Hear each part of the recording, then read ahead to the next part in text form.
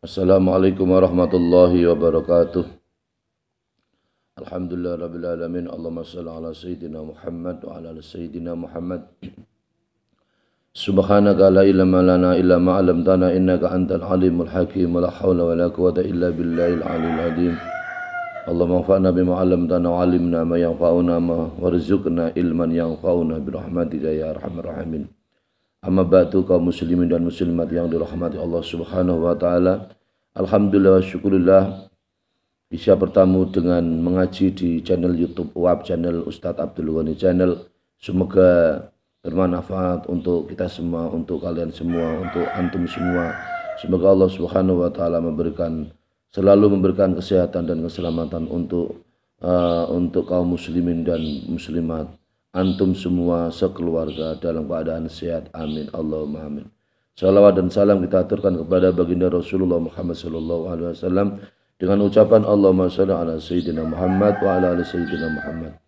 Pada kesempatan ini adalah mengaji Kitabul Fiqhi ala Madhahibil Arba'ah, kitab fikih mazhab ala Madhahibil Arba'ah karangan Abdurrahman Al-Jaziri, juz 1 dengan pembahasan yaitu tentang tujuan melaksanakan ibadah sholat dengan kitab Madhahibil Arba'ah juz 1 pada Shahifah atau halaman 173. Bismillahirrahmanirrahim. Fal gharadu al haqiqi minas sholati innama huwa ta'dimul ilahi fatiris samawati ardi bil khusyu'i lahu wal khudu'i li'azamati al khalidati. Tujuan hakiki melaksanakan ibadah sholat kita semua adalah mengagungkan Allah Subhanahu wa taala, Tuhan yaitu Allah Subhanahu wa taala yang menciptakan langit-langit dan menciptakan bumi dengan cara kita sholat, dengan cara bisa khusyuk ketika kita melaksanakan ibadah sholat, dan khudu yaitu kita fala yaghibu an munajati bil waswasi al khadibati awil khawatir al dharati. Karena tujuan ini itu adalah tujuan melaksanakan ibadah sholat adalah hanya yaitu tujuan hakikinya adalah mengagungkan Allah Subhanahu wa taala, maka dalam kita berbisik dalam kita berbisik yaitu melaksanakan ibadah sholat supaya dihilangkan rasa waswas atau rasa ragu yang tidak benar. Ada keraguan ini itu sholatnya batal, kemudian ragu dengan urusan dunia, kemudian tidak optimis dengan Allah Subhanahu wa taala, atau sesuatu yaitu yang datang yang bisa maldharat atau membahayakan pada diri kita. Jadi kalau kita setelah sholat ini memang harus optimis kepada Allah Subhanahu wa taala. Kita serahkan segala urusan kepada Allah Subhanahu wa taala. Jangan ada keraguan-keraguan dalam hati. Jangan ada sesuatu yang timbul yang tidak optimis dalam hati. Jangan ada sesuatu yang menimbulkan yaitu menghilangkan kita bisa khusyuk, menghilangkan khusyuk ketika kita melaksanakan ibadah sholat. Waman yaqifu baina khaliqihi wa qalbihi ala hadil khalati dzalilan khashian khaifan majala ama min jalali dzalikal khaliqi al-qadiri al-qahiri da satwati la tuhaddu. Jadi siapa yang sholat dalam keadaan berdiri di hadapan penciptanya yaitu Allah Subhanahu wa taala, dalam keadaan hatinya adalah hati yang dzalil, yang merendahkan diri di hadapan Allah Subhanahu wa taala, hati yang khusyuk di hadapan Allah Subhanahu wa taala, hati yang takut dengan takut kepada Allah Subhanahu wa taala dan merasa dirinya adalah mengagungkan. Assalamualaikum warahmatullahi wabarakatuh. Alhamdulillahirabbil alamin. Allahumma shalli ala sayyidina Muhammad wa ala ali sayyidina Muhammad. Fassalatu allati tanha 'anil fahsya'i wal munkar. Hiya tilkas sholati allati yakunul abdu fiha mu'dziman rabbahu. Maka hakikat salat sesungguhnya adalah hakikat salat sesungguhnya itu sendiri adalah salat itu adalah mencegah dari perbuatan keji dan perbuatan mungkar. Dia adalah sholat di mana hakikat sholat itu adalah ada seseorang yang mengagungkan, dapat mengagungkan Allah Subhanahu wa taala, mengagungkan Tuhannya. Apabila seorang mengagungkan Tuhannya, maka ia adalah salat yang dapat yaitu mencegah dari perbuatan keji dan perbuatan mungkar. Ada korelasi di sini antara seseorang dengan Allah Subhanahu wa taala, korelasi hubungan antara seseorang dengan Allah Subhanahu wa taala, hubungan antara seseorang dengan kemungkaran. Apabila benar-benar dia adalah mengagungkan Allah Subhanahu wa taala, maka dia adalah orang yang bisa mencegah dari perbuatan keji dan mencegah dari perbuatan mungkar. Karena dalam hatinya yang ditakuti hanyalah Allah Subhanahu wa taala, yang diagungkan adalah hanya Allah Subhanahu wa taala, bukan harta, bukan benda, bukan jabatan, bukan pangkat, bukan apapun pujian dan seterusnya. Yang diagungkan semata-mata hanyalah Allah Subhanahu wa taala. Khaifan minhu, yang ia takuti adalah Allah Subhanahu wa taala. Rajian rahmatahu, yang ia harap adalah rahmatnya Allah Subhanahu wa taala. Semata mengharap rahmatnya Allah, kasih sayang Allah Subhanahu wa taala. Maka apabila di hadapan seseorang terdapat perbuatan keji dan perbuatan mungkar, maka selalu ia jauhkan. Ia tidak melaksanakan perbuatan keji dan perbuatan mungkar karena rasa takutnya kepada Allah, rasa yaitu berharap dengan rahmat Allah Subhanahu wa taala. Fakhaddu kulli wahidin min sholatihi innama huwa biqadri innama huwa yaqdiru khaufahu min Allah taala. Maka sesuatu yang menjadi yaitu bagian dari sesuatu yang ada pada sholat, ya, mulai dari niat, membaca Fatihah, kemudian rukuk, i'tidal, sujud dan seterusnya, semua yang kita lakukan, bagian-bagian yang kita lakukan, semua yang kita lakukan ketika kita melaksanakan sholat itu adalah semuanya adalah dalam rangka untuk takut kepada Allah Subhanahu wa taala. Seseorang bisa takut kepada Allah Subhanahu wa taala dengan gerakan-gerakan yang pada melaksanakan sholat. Contohnya kita mampu menghayati ketika melaksanakan ibadah sholat. Ketika takbiratul ihram itu artinya Allahu Akbar. Allahu Akbar itu artinya kita adalah merasa pasrah kepada Allah Subhanahu wa taala. Allah adalah yang paling agung. Allah adalah zat yang paling kita muliakan. Tidak ada keagungan sesuatu kecuali adalah zatnya Allah Subhanahu wa taala. Maka di sini dalam hati kita, dalam pikiran kita adalah rasa pasrah diri kepada Allah Subhanahu wa taala. Begitu seterusnya ketika membaca Fatihah, ketika rukuk, ketika i'tidal, ketika sujud kita sujudkan ini artinya kita pasrahkan diri kita, hati kita, pikiran kita, badan kita, nasib kita semua yaitu kehadirat Allah Subhanahu wa taala. Wa ta'assara qalbu bi khasyatihi. Wa ta'assara qalbu bi khasyatinya.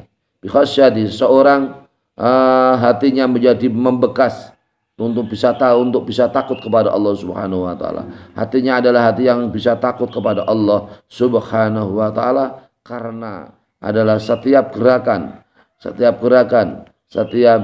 sesuatu yang kita lakukan ketika melaksanakan ibadah salat hakikatnya adalah menuju takut kepada Allah Subhanahu wa taala. Li'anna Allah subhanahu innama yangduri ila qulubi ibadihi la ila suwarihim al-zahirati. Karena sesungguhnya Allah Subhanahu wa taala itu melihat kepada hati hamba-hambanya, tidak melihat kepada casing atau gambar yang zahir. Allah Subhanahu wa taala tidak melihat dengan wajah antum semua. Allah Subhanahu wa taala tidak melihat dengan dengan casing atau dengan wajah zahir, wajahnya yang sangat cantik, wajahnya yang sangat berkilau, wajahnya yang sangat glowing, wajahnya yang sangat putih, wajahnya atau sebaliknya wajahnya yang sangat hitam, wajah hitam kelam, wajahnya yang sangat buruk, wajahnya yang sangat kusut. Yang dilihat itu tidak itu semua. Yang dilihat Allah Subhanahu wa taala adalah hati-hati kita. Apa hati kita bisa hadir kepada Allah Subhanahu wa taala? Apakah hati kita ini hati yang busuk atau buruk? Apakah hati kita hati yang baik? Atau apakah hati kita ketika sholat itu hati yang bisa hadir, bisa khusyuk, bisa khudu, bisa sopan santun, atau munajat atau berbisik kepada Allah Subhanahu wa taala? Atau sebaliknya ketika sholat kita tidak lupa, kita tidak ingat apa-apa, kita selalu ingat dengan urusan dunia, kita ingat dengan urusan bisnis, kita ingat dengan urusan usaha, kita selalu ingat dengan urusan di luar apa yang kita ucapkan ketika sholat. Maka hakikatnya yang dilihat oleh Allah Subhanahu wa taala di sini adalah hati kita masing-masing, hati yang bisa hadir ketika kita melaksanakan ibadah sholat. Kemudian walida qala Allah taala wa aqimis sholata li dzikri. Karena itu Allah Subhanahu wa taala berkata, dan tegakkanlah ibadah sholat atau laksanakan ibadah sholat untuk bisa ingat aku, ingin zikir atau ingat aku, yaitu Allah Subhanahu wa taala. Wa man ghafala qalbuhu an rabbih la yakunu dzakiran lahu. Maka siapa yang hatinya adalah hati yang lupa kepada Tuhannya, maka sama halnya adalah ia orang tidak melaksanakan hakikatnya, dia adalah tidak melaksanakan sholat secara hakiki, tidak ingat kepada Allah Subhanahu wa taala, maka ia adalah tidak sholat secara hakiki, secara hakikat dia adalah tidak sholat, melaksanakan ibadah sholat. Fala yakunu musallian sholatan hakikiyatan, maka seseorang tersebut karena adalah lupa, hatinya yang lupa kepada Allah Subhanahu wa taala, maka dia adalah orang yang hakikatnya orang yang tidak sholat secara hakikat atau secara hakiki. Secara hakiki dia adalah tidak melaksanakan sholat. Secara fisik melaksanakan sholat, tapi secara hakiki tidak melaksanakan sholat karena hatinya adalah hati yang lupa dari Allah Subhanahu wa taala. Dia tidak bisa berzikir, mengingat kepada Allah Subhanahu wa taala. Wa qala sallallahu alaihi wasallam, la yanzurullahu ila sholatin, la yanzurullahu ila sholatin, la yahduru rajulu fiha, la yahduru ar-rajulu fiya qalbahu ma'abadani. Allah Subhanahu wa taala tidak melihat kepada salat seseorang, di mana salat seseorang adalah salat yang tidak bisa hadir, hatinya tidak bisa hadir bersama dengan badannya, hatinya tidak bisa hadir kepada Allah Subhanahu wa taala. Allah tidak melihat kepada orang tersebut. Artinya di sini maksudnya tidak melihat adalah Allah Subhanahu wa taala adalah belum bisa menerima secara hakiki salat seseorang di mana hatinya tidak bisa khusyuk kepada Allah Subhanahu wa taala. Wa hadhihi as-salatu fi nadri dini wa hiya bi hadal mana liha asanal asari fi tahdifin nufusi. Ini adalah hakikat salat di dalam yaitu di dalam urusan agama, di dalam pandangan agama, yaitu salat di mana salat itu atau mempunyai bekas yang paling bagus. Salat seseorang di mana adalah salat yang bisa khusyuk, mempunyai bekas yang paling bagus di dalam pendidikan atau mendidik jiwanya seseorang orang yang melaksanakan salat. Jadi salat itu adalah merupakan salah satu pendidikan mendidik kepada kita semua. Ketika kita itu adalah sujud, mendidik kita ini adalah andap asor. Ketika kita itu takbiratul ihram, mendidik bahwa kita yang kita agungkan adalah Allah. Ketika kita membaca Fatihah, mendidik bahwa sesuatu itu adalah yang kita buka, yang kita lakukan, yang kita buka sesuai dengan nama surat, yaitu surat Fatihah, yang kita buka awal sampai akhir adalah Allah Subhanahu wa taala. Ketika kita melaksanakan rukuk juga seperti itu. Semuanya ini adalah pendidikan jiwa, pendidikan hati, pendidikan jiwa kepada kita semua, untuk bisa kita semua yaitu hadir di hadapan Allah Subhanahu wa taala. Kita bisa konsentrasi melaksanakan ibadah salat. Kemudian di sini wa taqwimil akhlaqi, yaitu menegakkan akhlak atau menjejekkan atau meluruskan akhlak. Akhlak yang buruk, akhlak yang tidak jujur, akhlak yang tidak amanah, ada akhlak yang sering bohong, akhlak yang tidak termasuk akhlak yang tidak terpuji. Ini termasuk salah satu bekas yang dalam ibadah sholat, yaitu menegakkan akhlak yang benar. Fa inna fi kulli juz'in min ajaiya tamrinan fi fadilatin minal fadaili al khalqiyati wa ta'widan ala sifatin min sifatil hamidati wa ilaka jumlatun min a'mali surati wa asaru wa fi tadwi nufusi. Maka di setiap bagian dari bagian melaksanakan ibadah sholat, setiap rukun satu rukun yang lain atau sunat satu sunat yang lain adalah tamrinan, ada dalam rangka untuk melatih diri kita atas keutamaan diri kita masing-masing. Kita semua supaya bisa menuju keutamaan yang hakiki, beberapa akhlak yang terpuji, akhlak yang utama, dan juga wata'widan, dan juga untuk membiasakan sifat-sifat yang sangat terpuji. Ketika melaksanakan ibadah sholat itu bisa menjadi pendidikan bagi kita supaya kita bisa melaksanakan perilaku yang terpuji.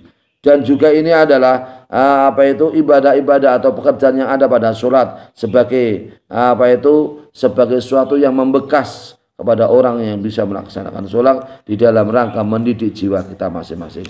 Jadi jiwa kita ini dididik dengan ibadah sholat, yaitu bisa melaksanakan ibadah sholat dengan sebaik-baiknya. Itu artinya kita semua dididik dengan hati yang baik, perilaku yang baik, ucapan yang baik, rasa pasrah diri kepada Allah Subhanahu wa taala, rasa menghambakan diri kepada Allah Subhanahu wa taala, dan seterusnya. Maka di sini berarti menunjukkan bahwasanya ibadah sholat adalah salah satu pendidikan yang sangat luar biasa. Kita semua yang tidak ada zat yang kita agungkan, hanyalah Allah Subhanahu wa taala. Tidak ada zat yang kita puji, hanyalah Allah Subhanahu wa taala. Tidak ada zat yang kita semua zikir kecuali kita bisa zikir kepada Allah Subhanahu wa taala.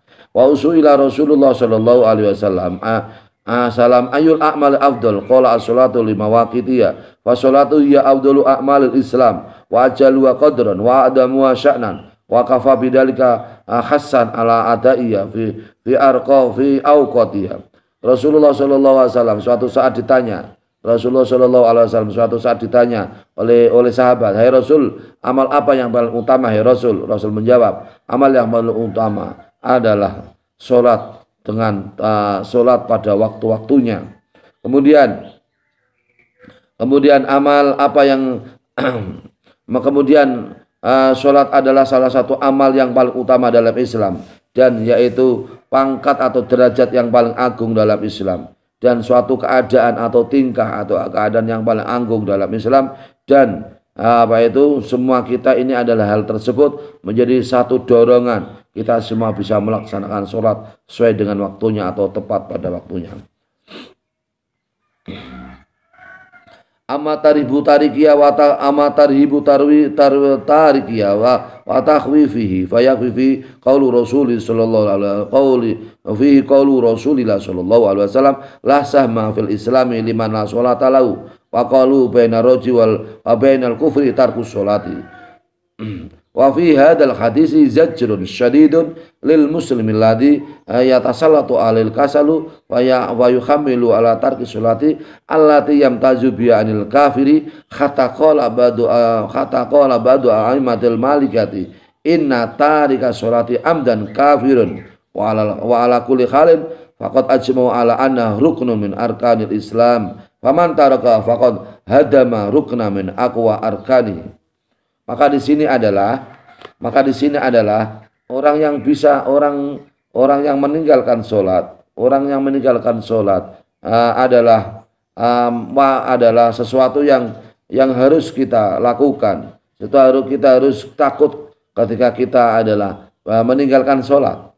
Maka di sini adalah sabda Rasulullah Shallallahu Alaihi Wasallam, yaitu tidak ada suatu jemparing di dalam Islam kecuali kepada orang yang meninggalkan, kepada orang yang tidak melaksanakan sholat. Dan sabda Rasulullah Shallallahu Alaihi Wasallam, yaitu di antara seseorang laki-laki dan di antara orang yang kufur adalah orang yang meninggalkan sholat. Jadi kalau meninggalkan sholat itu adalah antara laki-laki dan kekufuran. Artinya seseorang itu dikatakan kufur karena seorang itu meninggalkan sholat. Hadis ini menunjukkan adalah suatu larangan yang sangat keras. Suatu larangan yang sangat keras kepada orang Islam, di mana seorang itu adalah menjadi dikuasai dirinya orang Islam itu kemalasan, tidak bisa melaksanakan sholat, sehingga dengan malas itu kemudian ia meninggalkan sholat. Hal tersebut adalah termasuk luar biasa. Hal tersebut adalah termasuk orang yang kufur nikmat, termasuk orang yang mengkufuri nikmat Allah Subhanahu wa taala. Kemudian sebagian ulama Malikiyah mengatakan, Imam Malik, pengikut Imam Malik, sesungguhnya orang yang meninggalkan sholat secara sengaja, dia adalah termasuk orang yang kafir. Dan semua ulama sepakat bahwasanya ibadah sholat adalah rukun dari beberapa rukun Islam. Maka barang siapa yang meninggalkan sholat, maka ia termasuk orang yang merobohkan dari rukun-rukun atau pokok-pokok atau sendi-sendi dari sendi Islam. Wayam bagi ayya'rifan nasu anal gharat al-haqiqiyah min sholati innama huwa isyarul qalbi bi adamatil ilahi al-khaliqi hatta yakuna minhu ala wajalin fayatamiru